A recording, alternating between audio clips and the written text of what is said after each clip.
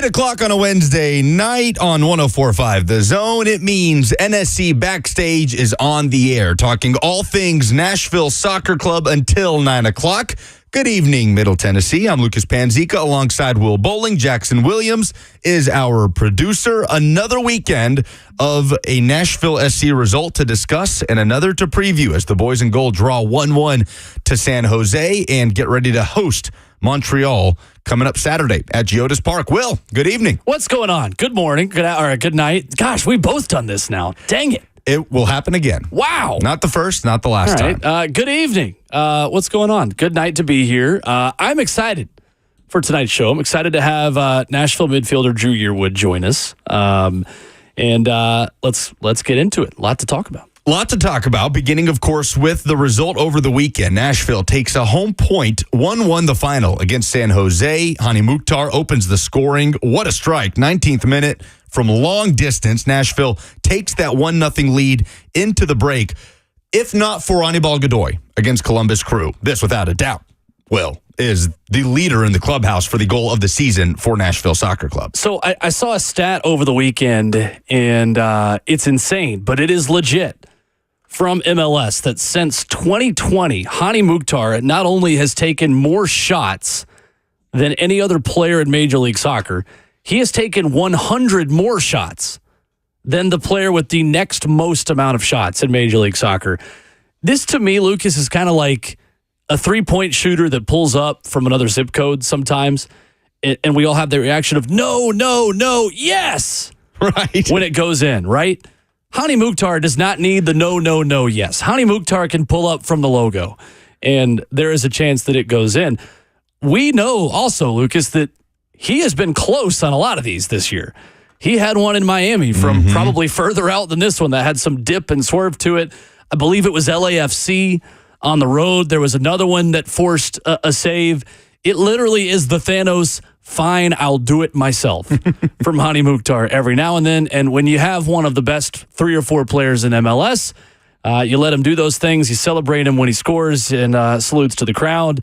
Was a great moment. And I completely agree with you that 9 seasons out of 10, this is likely your goal of the season for the entire year. Just going to be so hard to top what Anibal did against Columbus a few weeks ago. But for Hani Mukhtar, his 60th Nashville MLS regular season goal, his 70th Nashville goal in all competitions, his 100th goal contribution in MLS regular season play.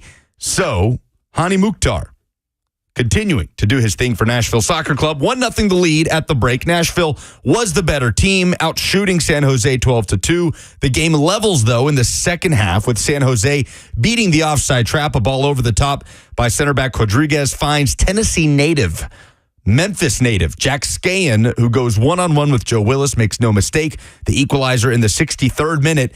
And San Jose just able to repel wave after wave from Nashville at the end. William Yarbrough coming up with big saves against Sam Surridge, against Alex Moyle late.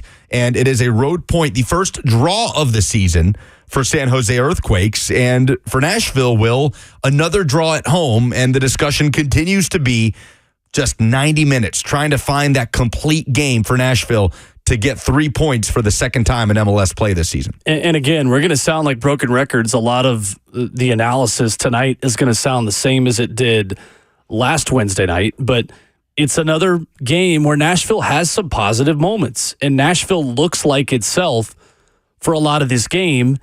And now the stat continues that Nashville has lost 12 points now from winning positions this season.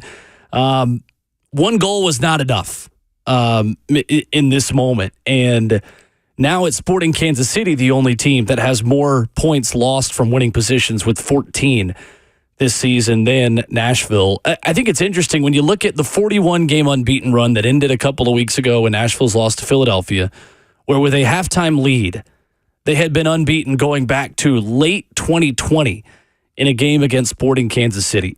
In club history now, Lucas, Nashville, 31 wins, 2 losses, 12 defeats with a halftime lead in club history. This season, 12 draws, you mean? 12 draws, yes.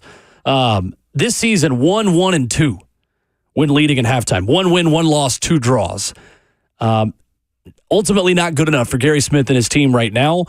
I do still think that there are positives to be taken from what the first half was. It just comes down to a couple of pivotal mistakes that in this game looked a little bit different, right? It's one offsides trap that isn't quite all stepping up at the same time on that back line that ultimately is all that it takes for San Jose to punish you. I do think, though, a point, the fair result for both teams. I think both teams had some chances they weren't able to convert. I think both teams had some let-offs. Ultimately, a draw, the right result on the weekend for Nashville. Nashville manager Gary Smith spoke, of course, post-game in the press room at Geodis Park. This was the Nashville manager's instant reaction to the 1-1 draw at home against San Jose. Yeah, you know what? I thought there were some real positives to come out of it.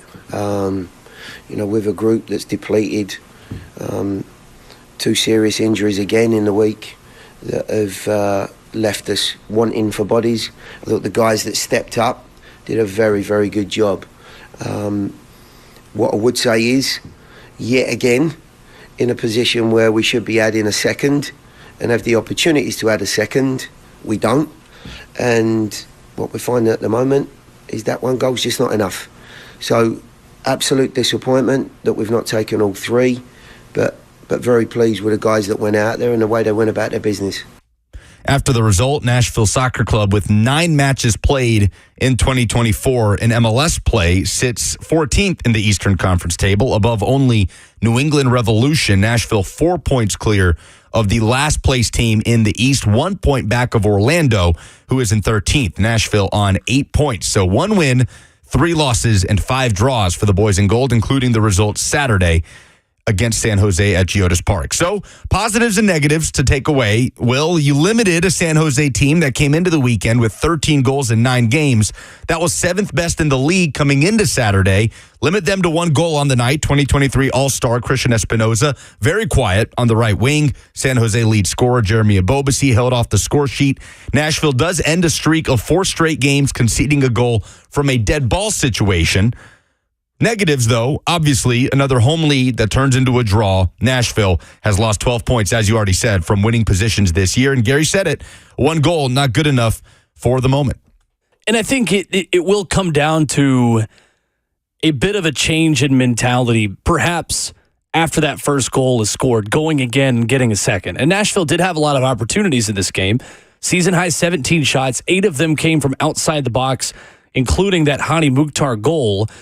But in a team that has had to change so many pieces throughout the season, and even players like Jacob Schaffelberg that have been in the team a lot, learning different positions and taking up new roles, that continuity of something to fall back on with a lead just hasn't been there. You feel like you're reinventing the wheel just a little bit when Lucas McNaughton goes down with what Gary Smith is calling perhaps a long-term injury in Miami. When Randall Leal is finally back and you think you can change the system a little bit to fit Hani Mukhtar, and then in training, it's another injury, he's back out of the team, and then you've got changes from that context that likely would have been the plan for this team in the second half, right? Randall Leal getting on the pitch again in the second half, you were hoping that the next step for him was maybe a half hour. It was 10 to 15 minutes in game 1. You take that up to 15, 20, 30 minutes, and I think it leaves Gary Smith in a difficult position because it's one less attacking option for him off the bench. And that is where I think this team, the injuries, you really see that take its toll. The starting 11 now is starting to be a bit more consistent, but when players like Randall are not there to give you that spark and get you over the hump and get a goal back after you're equalized against from a San Jose team, that is when you start to see yourself slip more points from winning positions when you've got plan A, but maybe plan B with a little bit of your depth being questioned based on injuries makes your counterpunch a bit more difficult in the second half. Certainly, and San Jose came into Saturday having conceded 24 goals, the worst mark in MLS play. Nashville, with several opportunities, just couldn't get over that hump to score the second and find the winner at home and coming out with a home point. And that's been the story of the season, right, in terms of the injuries that you brought up. It's just been a constant since day one, since leg one at Mocha in CONCACAF Champions Cup. It's been one player off, one player on, right? It's Hani Mukhtar injured and Sam Surridge injured, but Walker Zimmerman and Dan Lovitz come back into the fold in the early portion of the season. And then it's Hani Mukhtar and then Sam Surridge coming back, but Zimmerman falling back out, Tyler Boyd falling out. And now it's Lucas McNaughton going down, as you said, in Miami. Randall Leal, big blow with that injury in training last week, having to be omitted now from the lineup. But Walker Zimmerman and Tyler Boyd now re-enter the fold. It's been this revolving door all season, but that is one positive from Saturday, Will, of two of Nashville's most impactful players, Walker Zimmerman and Tyler Boyd, back into the fold. They come off the bench in the 77th minute on Saturday. So given some of the struggles Nashville have been facing, where can those two players bring some relief? I think for Tyler Boyd specifically, you're going to see him perhaps in the Dru Yearwood role. And in the last couple of games when Nashville needs a connector from back to front, I think you can see Tyler Boyd step into that role. Dru Yearwood, who we're going to talk to coming up in about 10 minutes, has been playing a little bit out of position. Not drastically. I think what Gary Smith likes in Dru Yearwood is his ability as a versatile chess piece to fit in a lot of different roles within this team. But I think Dru Yearwood's best position is maybe sitting in the middle of the field, an out-and-out number 8, as we would call it, who can defend, who can attack, but who can progress the ball from deep-lying areas, take a little bit of relief off of your defenders to do a lot of the attacking work and a lot of the connecting to the front line, and help Sam Surridge and Hani Mukhtar and Jacob Schaffelberg have a little bit better service. Within that same vein, it allows Hani Mukhtar to stay further forward. And we've talked to Gary Smith a lot about that. Tyler Boyd as a central midfield player who's going to occupy a little bit of that right-hand side space is the perfect player to play behind Hani Mukhtar and Sam Surridge. The more that Hani Mukhtar is in dangerous attacking zones, the more likely it is for the ball to find him in a position where he can just swing his foot at it first time and rebound and goal 1-0, 2-0, things of that nature. So the further forward Hani Mukhtar can be, the better. I think Tyler Boyd now allows Hani to pick up more of those positive spaces. And then for Walker Zimmerman, I think it allows the rest of the back line to think just a little bit less. There are certain details as far as game management goes that Walker will take care of from a mental perspective when he is able to get back in the lineup. There is a physical advantage that Walker has that not many center backs in the American player pool in the U.S. men's national team have. You're going to stop allowing as many set-piece goals because Walker Zimmerman is one of the best center backs in MLS in the air. So that solves two of your problems right there, right? Mistakes at the back, where this team is playing really well for 80% of the game, 90% of the game at the back, but it's one or two critical errors that are always leading to goals. Maybe you take away one or two of those errors a game with Walker Zimmerman, and you take away one or two of the high-danger opportunities defending set pieces with Walker back of the team as well. We are still waiting for Nashville to start a game with all three of their DPs. They were able to get all three DPs in a game over the weekend for the first time this season in all competitions, which is still insane at this point. But certainly a big opportunity for Walker to step in and fill some big shoes that Nashville needs in that back line. And that's not even counting the hopefully incoming return of Shaq Moore, the Nashville right back that has been out since the LAFC game back in March. That is 4 MLS games missed consecutively for the U.S. international. A huge boost to this lineup, whether he comes back as an out-and-out right back in a 4-4-2 that we've seen Gary Smith roll out many times, or as a right-sided wing back, and just the domino effect it can have on Alex Moyle suddenly being able to move back into the midfield, and just the added flexibility that could come with Moore's return as well. Player availability reports coming out at the end of the week. Gary Smith will speak on Thursday. Hopefully we have an update there. Speaking of that back line, though, Jack Mayer did speak after the 1-1 draw against San Jose. This was the Nashville defender postgame.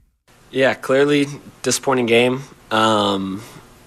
It was one that they didn't necessarily create a bunch of chances. I could sit here and say that, hey, at times I really felt like we were the better team.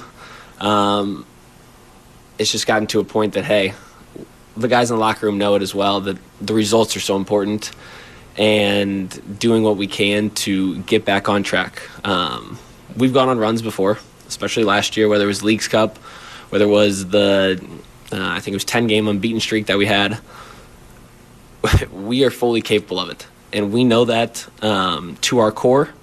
We know that as players we have the ability to have runs like that. So we just got to get back on track. So the core of this team, not very different from the group that made the Leagues Cup final less than a year ago in summer of 2023. Is that what it feels like, Will, that you just you need that one good result to spin some positive momentum back into your season and into a positive streak from here on out? Maybe that starts Saturday against Montreal. Well, I think people need to remember, to be quite candid, how Nashville looked going into Leagues Cup last year. Nashville was coming off of a couple of losses at FC Cincinnati, at home to Philadelphia Union last year, going into the Leagues Cup break where they finished a game with 9 men at FC Cincinnati in the final game going into Leagues Cup. And against Philly a few days prior. Right. And then what happens? They beat Colorado. They lose narrowly to Toluca. And they're able to advance to the group stage. And all of a sudden, they go on that run. They go back to Cincinnati. They vanquish those demons. They win in penalty kicks.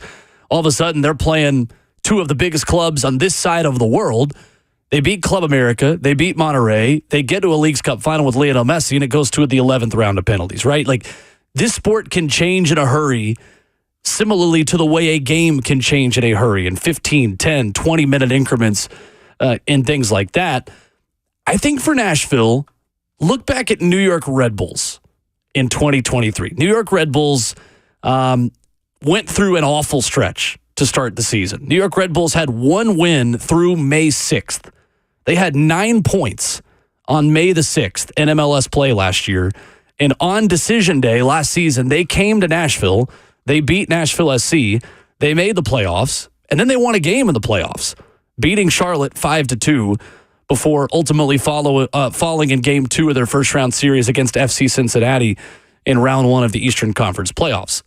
This is still so early in this season. And there are examples. Sporting Kansas City last year on the Western Conference side of things. When crucial players like Alan Pulido have been hurt, Sporting Kansas City and their fantastic structure, the Peter Vermees, the way that they've built things there, it's not looked good. When you miss critical pieces in this league, you get healthy, you make a run, you're in the playoffs, right? I think Sporting Kansas City went 10 games last season without a win. Right. To start the year, if I'm not mistaken. We were talking about them as contenders for the Wooden Spoon, which is the worst team in MLS as far as points go by the end of the season at the regular season. There is so much soccer still to be played. There will be more times for Nashville to reinforce this roster coming up later this season and later this summer, especially. The way I always tell people, and we've talked about it a lot on this show, soccer seasons are a school year, right? Your final exam is not based on your quarter 1 grade when you're in middle school, when you're in elementary school. If we're talking about a 9-month season, we're talking about a school year, we're not even really through quarter 1. You've not gotten your first report card yet. The way this season is going, there is still so much time left. We're really pretty much at the quarter mark at this point of MLS, essentially, with the breaks we're still going to have. A lot of soccer left to be played. But yes, I agree. I think that it can change in a hurry with just one win, as Jack Mayer said. Yes, the first quarter of the regular season officially in the books as Nashville tries to dig out of its 14th place in the Eastern Conference, beginning with an Eastern Conference opponent at home Saturday in Montreal. Coming up next, Nashville midfielder Dru Yearwood, the former New York Red Bulls man, joins us, and we'll get into a lot. The upcoming opponent, the recent stretch for the boys in goal, Dru's time in Nashville since joining the team in the offseason, and much more. Coming up next with Nashville midfielder Dru Yearwood. This is NSC Backstage on 104.5 The Zone.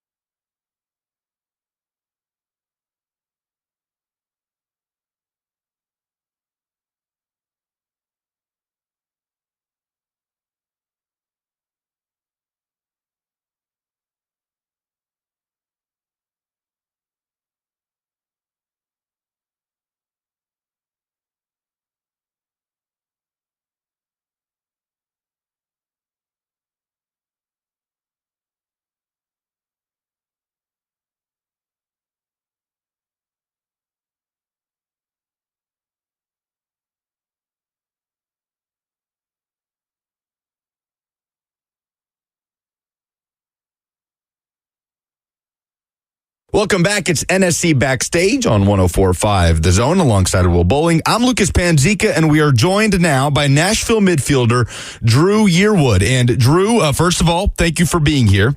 And second of all, I do want to start with this. I'm always curious if players keep up with this sort of stuff, because we had Dan Lovitz on the show last week, and we informed him, Drew, that he passed 10,000 career Nashville minutes in the MLS regular season against Miami. And Dan did not know that before, so I'm curious if you know that you are the only player that has started every MLS match for Nashville this season. I did know that. Yeah, I did. I couldn't tell you how many minutes, though. Like, no way. But yeah, I knew I started every game. What do you think that means to you in terms of just how you fit into the group and earn the trust of the coaching staff right away since coming from New York? I think for me, that was the main aim, you know. I had a year last year in New York where I didn't start as many games as I wanted to and didn't play as much as I wanted to. So I guess having that enjoyment and having that trust from the coaches means everything, really. I think that was the main thing I wanted coming here. And, you know, to see it flourish and see it happening right now is, you know, it's making me really happy and just making me want more. Dru Yearwood, our guest here tonight at NSC Backstage. And Drew, you've been able to play a lot of different roles within this Nashville team since you've come into the team as well. How much do you enjoy that in being able to be a defensive midfielder, an attacking midfielder? You played a little bit down the right-hand side. What do you like about being able to fill a lot of different spots in Gary Smith's team sheet? Yeah, I think, you know, having that versatility in my game is, you know, something that can never hinder you. I think it can only help you. And I've got that, you know, that trust I'm getting from the gaffer is, you know, it's second to none. It's something that I want. And, you know, in New York last year, I played a few different positions as well. And the fact that I'm guessing the gaffer did his homework with that and saw that I did well in parts is a testament, you know, and I'm happy to do it for the team, and I enjoy it, to be honest. So we talked to you earlier this season before one of the games, and you talked about the influence that Hani Mukhtar had on you, how close that you guys were immediately when you came into training in preseason. How much has he helped you, and where do you feel like he's helped you the most get integrated into this Nashville side? Yeah, I think it's just, you know, that relationship of, you know, I always want to play forward and be positive with everything I do on the pitch. And I think him always being available is the key thing. And, you know, we've had so many conversations about I'm a ball winner, and my first thing, as soon as I win the ball back, can it be playing forward and playing into Hani and, you know, letting him do his stuff, letting him create, letting him score goals. So, yeah, that's definitely something that we constantly are in conversation about. And even when I do win the ball back and keep it and he gets mad, it's, you know, it's the next one. And yeah, it's good. It's really healthy. And yeah, it's just good to have someone that, you know, when I want to try that risky pass, he's always like, yeah, do it. Like, you know, I'm always going to be available for you to create. How has that relationship evolved just in the last few weeks with you kind of being tasked with being that connector to Hani higher up the pitch, or has it been more of the same? Or are you two having any more conversations, deeper conversations because of that sort of mutual benefit that you have with you specifically in this role? I think it's more just, you know, when I first came, it was a lot of conversations, you know, trying to build relationships with each other. And now we're just letting it flourish. It's not been, you know, too many new conversations, but it's more just like me understanding what he wants from me and, you know, what I want from him. And I think we've got a good understanding going, you know, in training and in the game the other day against, oh my God, my brain's gone blank, sorry. San Jose. Yeah, it was a lot of entry passes that I played into Hani. and you know he got a lot of shots off, and I think even the goal I played into him, and then he had the shot and then shoots again. You know, so yeah, it's just building that relationship, keeping it, you know, flourishing, and it's just a shame that you know we can't get them results over the line right now. But I think going forward, if we could keep, you know, dominating teams and getting them chances, getting them clear-cut chances, I don't see why we can't shore up the defensive end and then just be flying from there. Dru Yearwood is our guest, Nashville SC midfielder, as the boys in gold get ready to host Montreal this Saturday at Geodis Park. You can hear it, of course, right here on 104.5 The Zone. So has that kind of been the conversation this week, Dru, or really for the last few weeks in the midst of this 5-game winless run? Is it just to kind of keep pushing, to keep doing a lot of the things that you're doing and then just get that one result and see if it can sort of balloon into others and snowball into a win streak of sorts? Yeah, for sure. You know, this game's really funny, and you know, one win can really turn everything around. I know, even thinking of last year, and Cincinnati won the Supporters' Shield, I think they lost 4-1 or 5-1, and then they win the next game, and then all of a sudden they're on a run, and it's like you go from that real deep bad step in your season to all of a sudden it's turned around with one result, and you know, you just ride the momentum a little bit. And we haven't had the luck yet, but who's to say it won't be our turn this weekend, and then all of a sudden results start rolling. But everyone knows how the game goes. Yeah, sorry about that, Dru. Dru Yearwood with us here tonight on NSC Backstage. And Dru, I want to go back to your background. And anyone who's listened to this show knows that I will never shut up about Arsenal, whether it's on my morning show on this station or on this show. And you started your career at a very young age at Arsenal. What do you remember the most about that experience? You know, a few funny stories, but you know, I remember losing my mind one day when Van Persie came to training. So, yeah, that was probably a highlight. But yeah, just, you know, being there. My parents didn't have to buy me Arsenal kits because I was getting them for free. So that was a plus. But yeah, I was always obsessed with them. Obsessed with the club, obsessed with, you know, the way they played. And just obsessed with football anyway. I have 2 older brothers and they both played, so I didn't really have much choice on not playing football. I was stuck in goal for a few years, so I'm the youngest of 3. Yeah, who were your influences in that Arsenal team maybe? Like just growing up in England, the time that you did, a lot of talent coming to the league at that point. Who were the guys you looked up to and kind of wanted to be like at that age? I think the main one, and a part of me hates him for it because I haven't seen much success since, but Thierry Henry is the main man. That was my brother's idol, and that was my main reason why I support Arsenal. And you know, since he left, I haven't seen anything but FA Cups, which is sad, but we've got a chance this year. Absolutely, we do. That's the right answer, Dru. You're preaching to the choir here. Man, it's interesting, too, and so much of the conversation about MLS compares it to the championship. And from your experience in Brentford and just being able to be in that league and see now Major League Soccer in your career here and also what the game looks like there, what are the biggest differences and where is maybe MLS similar to that level of competition in England? You know, I think the difference of the championship is just that it's constant.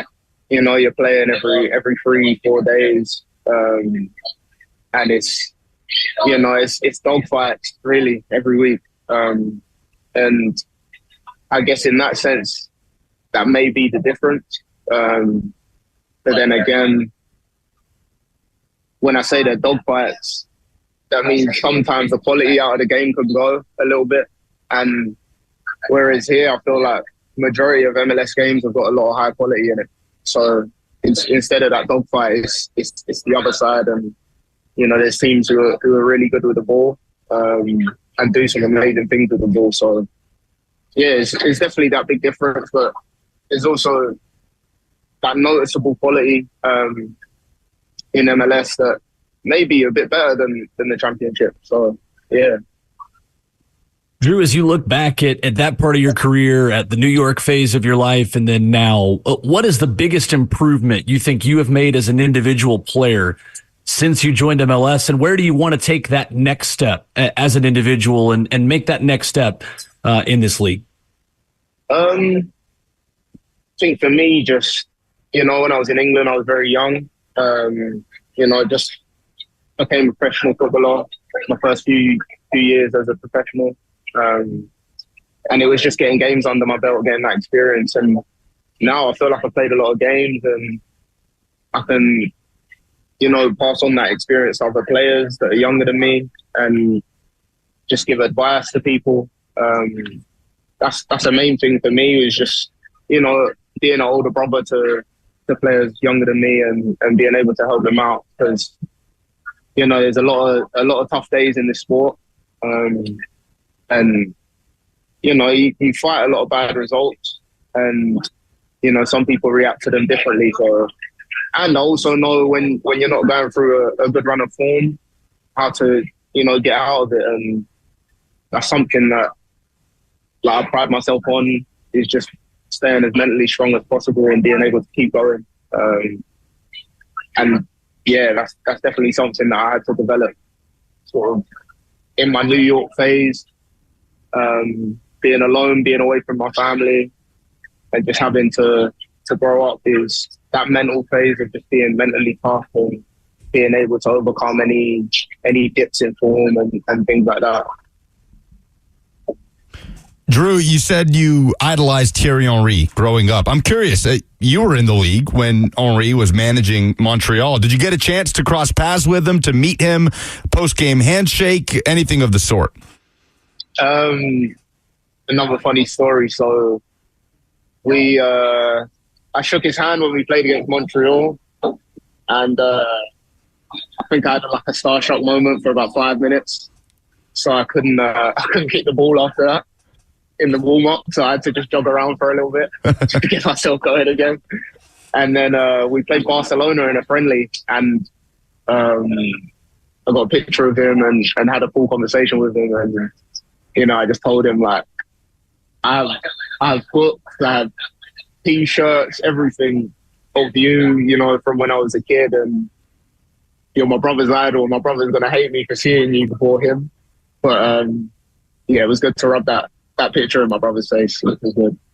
That's fantastic. Well, that's awesome. Obviously, Henry not pacing the touchline anymore for Montreal. A couple of managers since, Laurent Courtois, now the manager of your next opponent.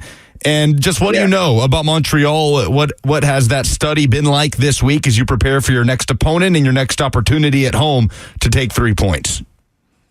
Yeah, I think, for the past few years, I know they've got a new manager now, but I don't think the system changed too much. I think they value the ball very much.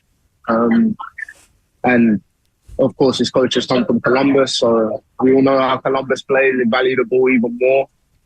So it's a little bit, preparing like Columbus in a way, I think if we can frustrate them as much as possible and not let them have the ball and play our football and, hit them on the break and just attack. We're at home. So I don't see why we can't put them on the back foot and ask them some questions. But yeah, I think that should be the mindset. That should be the plan. And kickoff at 7:30 Saturday night at Geodis Park. Dru Yearwood has been our guest here on NSC Backstage. Dru, thanks so much for the time. Really appreciate it. Looking forward to seeing you guys again on Saturday. Thank you for having me.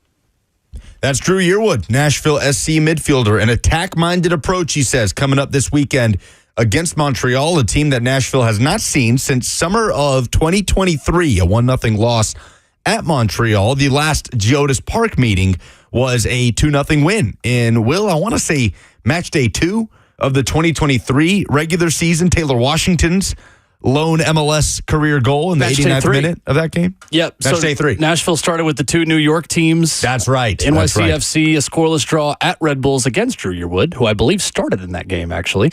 and then Montreal. I just have to say real quick how happy it makes me just to talk about Arsenal on 104.5 The Zone. This is a guy who lived it, literally, in the Arsenal Academy. And if you're unfamiliar with the way European soccer works, there are literally 7, 8, 9-year-old kids that are playing in academies. And that is how young Dru Yearwood was when he played for my favorite team. For me, I'm just an American who loves European soccer and picked a team when he was a kid and have stuck with it. He actually lived it. And so it makes my heart happy to talk about that on The Zone. That was fun. No doubt. You guys could have gone on about that for hours. A fair little bit we did. Yes. As you know, obviously, talking to him before he just came on with us. And I nerded out. So thank you for letting me nerd out about my English team. Always. I would certainly do the same if it was flipped in my favor with Milan. But look, Dru Yearwood, who came up in that Arsenal youth system, played in the championship for Brentwood, League One for Southend before making the move to MLS with New York Red Bulls. 4 seasons at Red Bulls before being acquired via trade in December. So he's been in MLS as long as Nashville SC has. His first season in the league back in 2020. Of course, Nashville's inaugural season coming out of the USL. Industrious player that has been asked to do a lot of things for Nashville this season. As we said with Dru, the only Nashville player to have started every MLS game, all 9 of them will. And in the last few, he's had one very specific role that you wonder if he'll be able to maybe, not that he hasn't played well in that role. Actually, I think he's played quite well in that role, given what he's been asked to do. But I wonder what opportunity he has to be in a more comfortable setting if Tyler Boyd is indeed back in the fold from the starting whistle on Saturday. I think it's huge. I really do. And I think you've got an opportunity there for him to be at his best, and maybe for Tyler Boyd to be in his best role as well as a creator. Tyler Boyd just has so much quality that we have only scratched the surface of in this Nashville team. I think there are big moments ahead for him. Still looking for his first goal contribution at MLS. Tyler Boyd for Nashville SC. He's only been on the pitch now for 6 games this season out of the 9 thanks to injury. But Dru Yearwood's just a great testament to the evolution of Nashville SC and getting a bit younger, athletic. The skill that Dru Yearwood possesses, I think, is going to be a really good fit for years to come. I think we've only seen him really scratch the surface of what he can be in this team. Although the systems between New York Red Bulls, where he was, and Nashville now, obviously where he is, are very similar, it will take some time for him to acclimate to this team, acclimate to the way that he functions within a Nashville midfield with Hani Mukhtar, with Anibal Godoy. Excited to see what else he can do this season, as he's already hit the ground running. 1 goal, 1 assist in MLS play for Dru Yearwood in 9 games. And Nashville turning around, remaining at home to host Montreal on Saturday. We'll preview the matchup, take a look at what is to come for the boys in gold. Coming up next, it's NSC Backstage on 104.5 The Zone.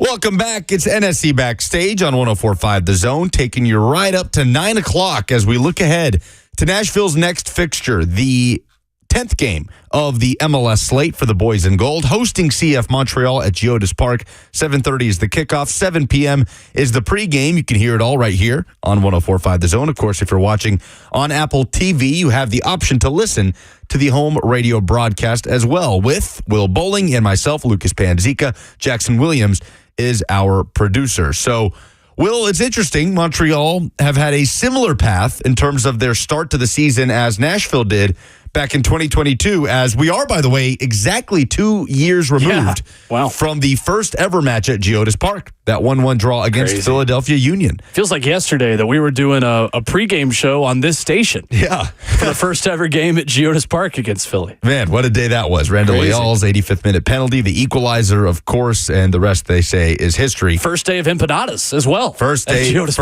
empanada at Geodis Park, a special day.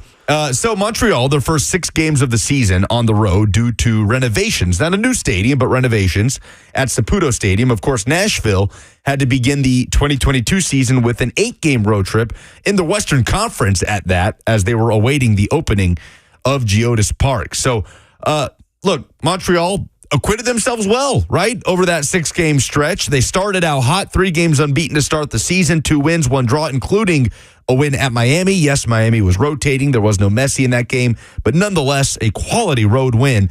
And 3 wins, 3 draws, 3 losses so far for Laurent Courtois.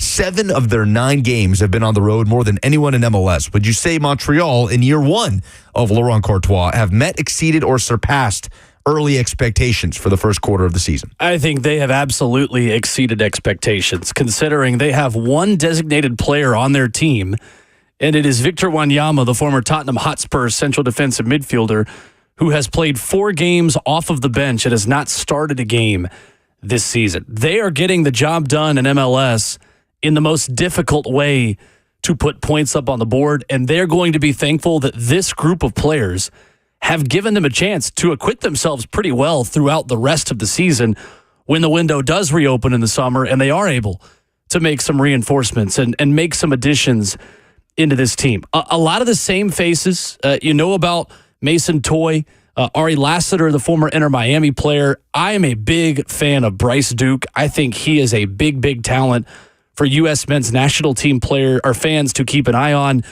Comes over from Inter Miami in the Kamal Miller trade. At that point, Miller now at Portland Timbers, a very talented midfielder who scored one of his 2 career MLS goals, or 3 career MLS goals, actually, in a June 21st win over Nashville SC at Saputo Stadium last year. That's Montreal's only win over Nashville in MLS play, the times that these 2 teams have gotten together. They've got an interesting mix, though, Lucas, of youth and of experience. When you talk about Samuel Piette, who became the first Montreal player to reach 150 MLS starts last week at a scoreless draw against Columbus Crew, and of course, Joseph Martinez. I know he's been banged up, but Joseph Martinez said before the season he is gunning for Chris Wondolowski's MLS record in terms of goals. Now, it's going to take him a little while to get there. He is 1 shy of 8th most all-time, Joseph Martinez, with 107. And Chris Wondolowski for San Jose Earthquake scored 171. So got a little bit of work to do, the 30-year-old Venezuelan, who is an MLS Cup winner at Atlanta United in 2018. But you got names like Mathieu Chouanier, the 25-year-old do-it-all man in midfield, Piette, the veteran, Joseph Martinez, the veteran. Then you have 20-year-olds like Nathan Saliba, who are academy graduates, who have come into this team and acquitted themselves very well.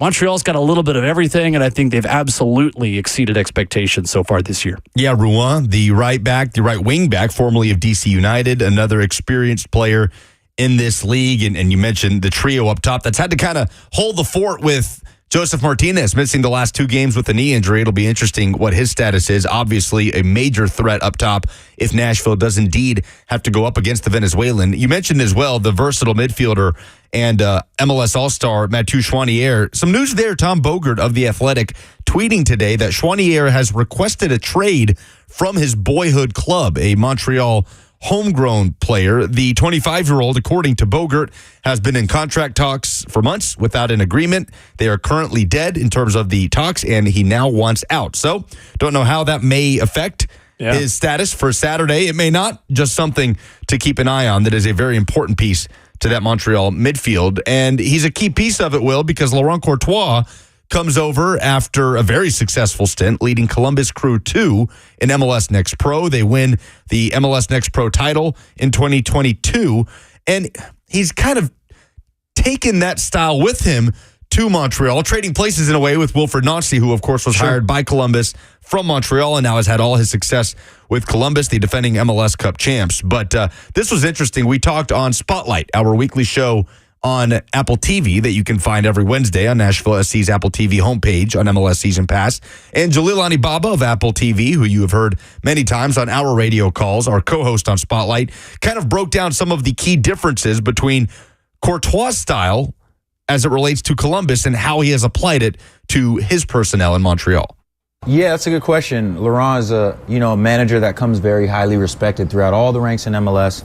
Worked with him in Columbus when I was there, and just overall just a good, genuine guy, and is getting a lot out of this Montreal side in his first year as a first team manager, quite frankly. The differences are just kind of in the approach, the style. What Laurent wants to do, he wants to pick off the ball high and go and create as many scoring opportunities as quickly as possible and as many as possible.